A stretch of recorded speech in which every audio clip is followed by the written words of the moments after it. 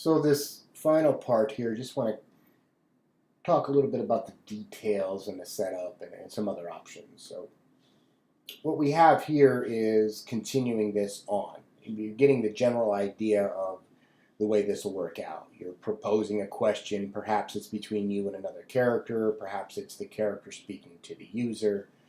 You answer the question accordingly, which in turn shows another layer, okay? But what you have to be mindful of here is you can see that we were in the base layer. All of these objects are on the base layer, so my trigger should be accordingly on this base layer.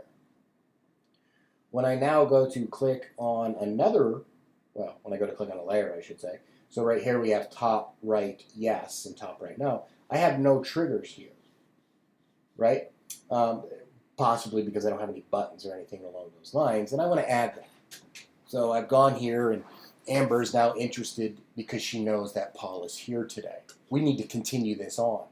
What you don't want to do when you're having a conversation between two characters, which I'm going to do in the bottom left, is do it through timing, okay? Too many people want to have this caption on for a certain amount of time, and then the next caption come up. You don't know how fast or slow somebody reads, so you want to kind of add some buttons to it. So I'm going to go ahead and insert, let's say, a button here again. But this time, I'm just going to call this continue. And maybe I'll put a little something around it.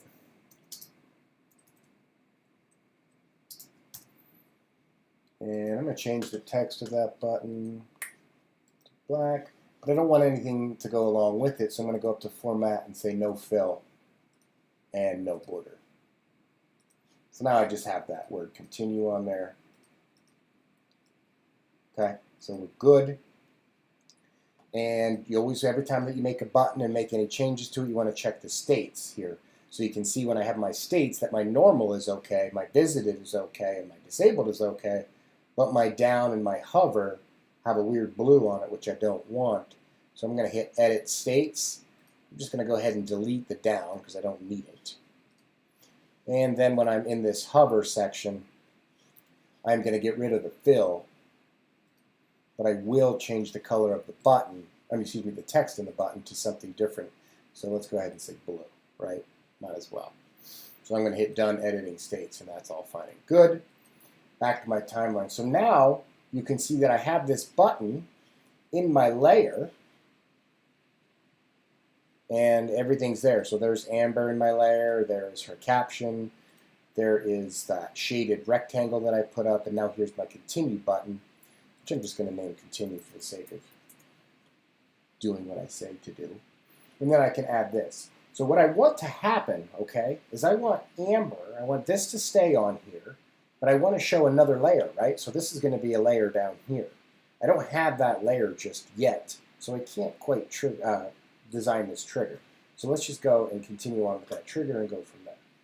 So I'm going to add another layer, and I'm going to call this bottom underscore left underscore yes. And you can see that I'm calling that bottom underscore left underscore yes because I was in top underscore right underscore yes. So all the yeses need to align. So now that I'm in the bottom left, just as before, you see that I have a nice little palette to go with. So I'm going to insert character. I'm going to pick Amber. And this time I'm going to put Amber a little bit smaller. Okay. And I'm going to change her perspective to talk this way. And I'm not worried about the pose or anything. That's up to you. Now you can see that I'm on the bottom here. It's not necessary for me to crop her because of the way things are. And because of the amount of stuff I'm having here, I'm going to make her just a little bit smaller there. Go from there. Okay. So what's going to happen is you're going to open it up. And what I'm going to do is I'm going to have Paul walk in. Okay. So I'm going to insert another character. So insert, I'm going to go to character. And that looks like a Blake. Is there a Paul?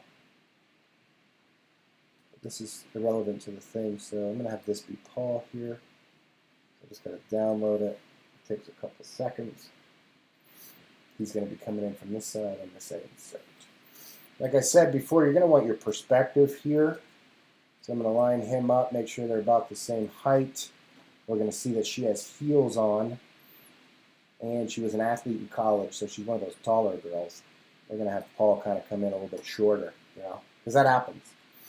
So I got Paul, put Paul right about here, maybe even off stage a little bit, just to kind of add some effect. So we know that we want Amber on stage and we have Paul to enter. So, of course, I'm going to go up here to animation. We know how to do that, right? So I'm going to say fly in. And it's pretty quick here and from the left. And how long did I say? So 50. So he's going to come in. And once he's in at 50, I'm going to have Amber say something. So I'm going to insert my caption.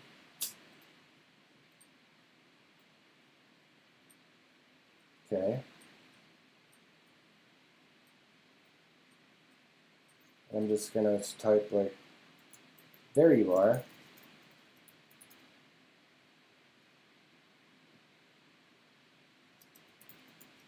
What's up? Question mark.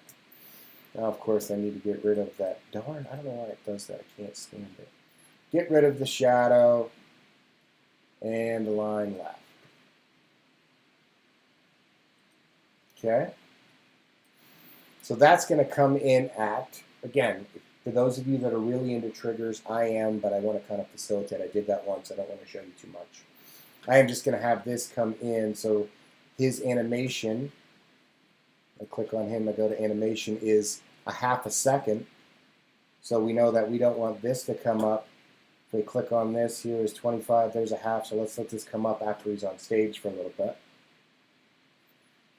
And then we can see, there you are, what's up. Okay? And what I want to do is, your instinct now is probably just to put his response up immediately. You are more than welcome to do that. And I know maybe out there's some companies, there's some places that are okay with it. But try to get in the habit of not doing that. I want to use the same continue button, right? We talked about learning prompts and being consistent. So I'm going to go up to top right, yes. And all I'm going to do is grab this. Command C on a Mac, Control. And I go to Control V. And I'm just going to put that right here. Because what I want to happen is I want the user, after they read this, I want them to click continue so they're ready to continue on, right?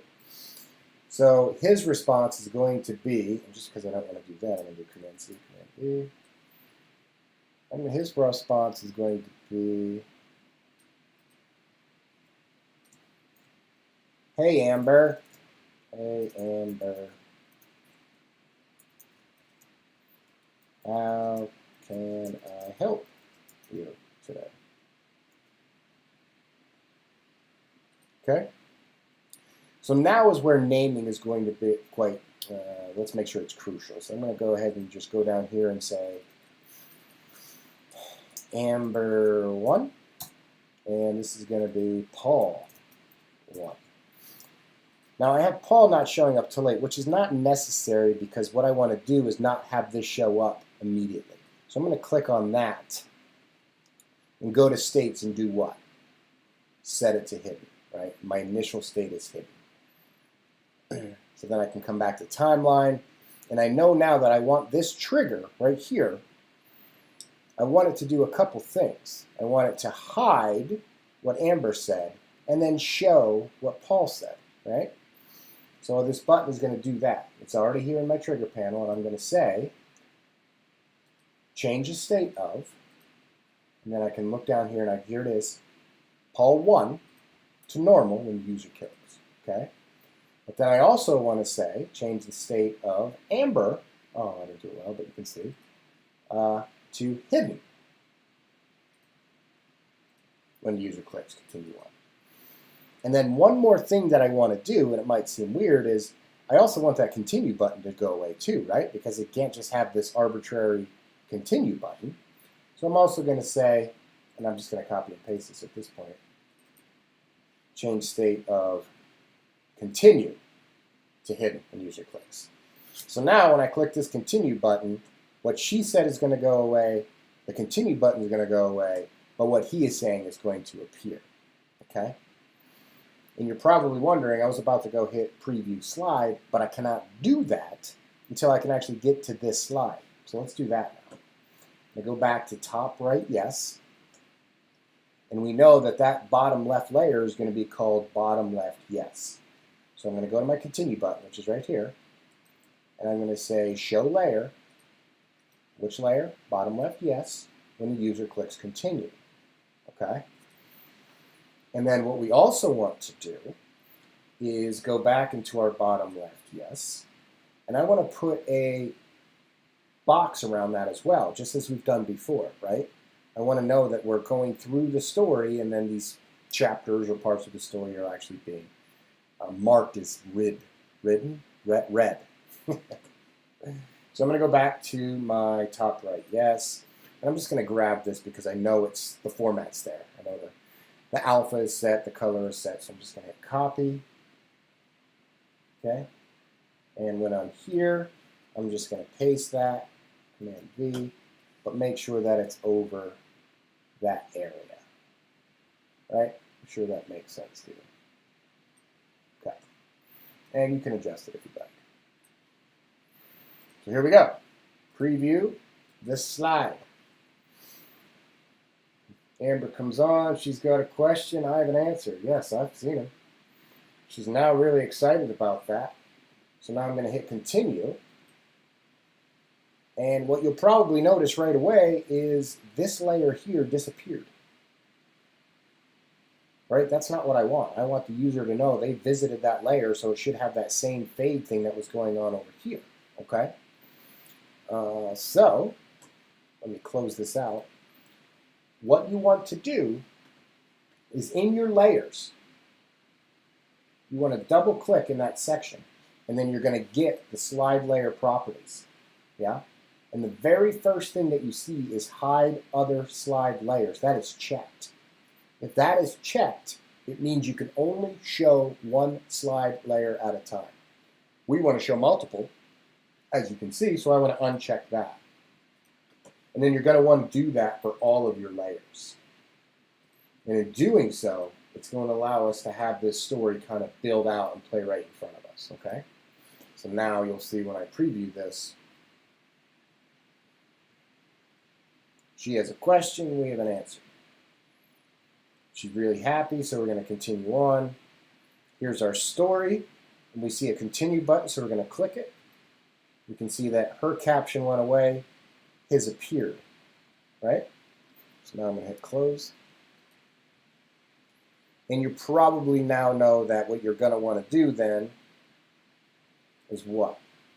I'm going to grab this continue, Command C, Command V, and I'm going to put it over here because we want another continue for when Paul's done talking, the user's done reading what Paul had to say, and Amber gets to ask another question.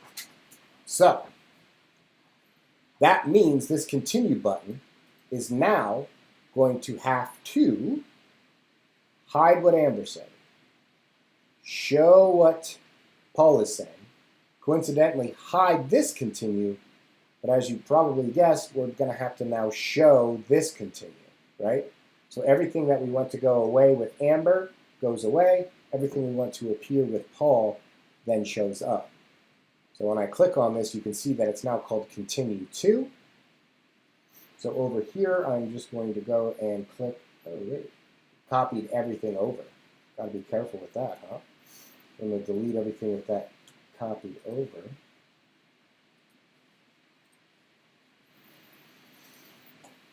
And now I want continue to appear. So I'm going to say continue one, which is this one. I want to say also change state of continue to normal when user clicks continue one. All fine and good as long as continue is set to what initially? Hidden, correct.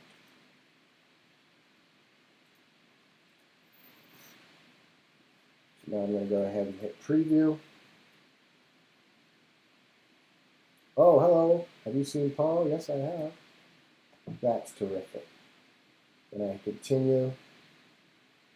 There you are. What's up? Then I click continue again. Everything goes away for her. Everything then appears for him. So as you can imagine, what's going to happen now is I'm going to hit continue. She'll pose a question, right, to Paul. and then you'll have another yes or no, and then it'll just continue on. And that's how you will kind of carry on with this. I'm pretty confident that's enough information where you can pause, ask questions, what have you, to finish this. Not finish, that's not true. To kind of start working on this assignment for next week.